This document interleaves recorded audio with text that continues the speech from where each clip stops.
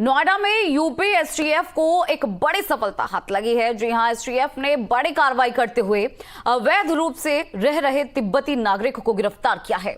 STF की जांच से साइबर ठगों में जो किराए पर दिए गए 26 बैंक खातों की जानकारी मिली। उसके बाद से पुलिस ने कार्रवाई शुरू की और ऐसा बताया जा रहा है कि आरोपी चीन और नेपाल के साथ साथ कई ऐसे देश हैं जहां के नागरिकों के संपर्क में थे।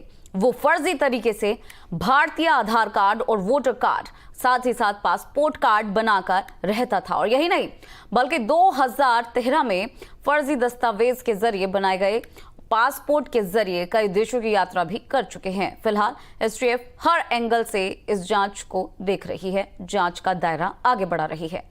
अमित चौधरी हमारे साथ जुड़ गए ज्यादा जानकारी के साथ। अमित, क्या कुछ मामला है, किस तरह से ये लोग फर्जी दस्तावेजों का इस्तेमाल कर रहे थे, तमाम जानकारी आपसे जानना चाहेंगे।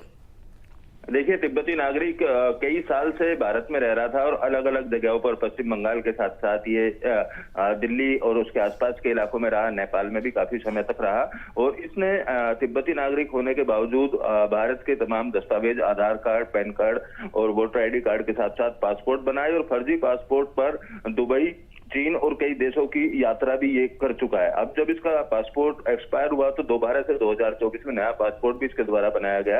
एसटीएफ को इसके बारे में जानकारी मिल रही थी तो एसटीएफ ने दिल्ली की द्वारिका से इसको गिरफ्तार किया और गिरफ्तार करने के बाद जब पूछताछ की गई तो पता चला कि कई चीन और दुबई के ऐसे साइबर ठगों के संपर्क में ये था जिनको भारतीय लोगों के बैंक खातों को किराए पर उपलब्ध कराया करता था।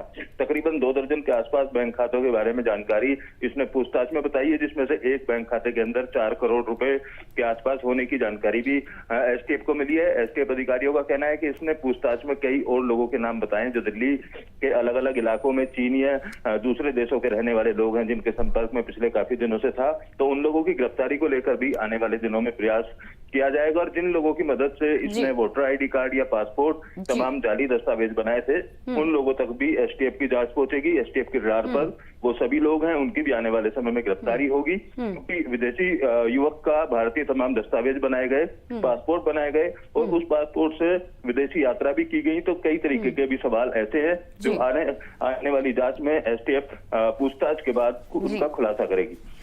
ठीक है अमित, बहुत बहुत शुक्रिया इस तमाम जानकारी को साझा करने के लिए। चलिए अब आगे बढ़ लेते हैं, एक बड़ी खबर का रुख कर लेते हैं। आगरा में लगातार ही बारिश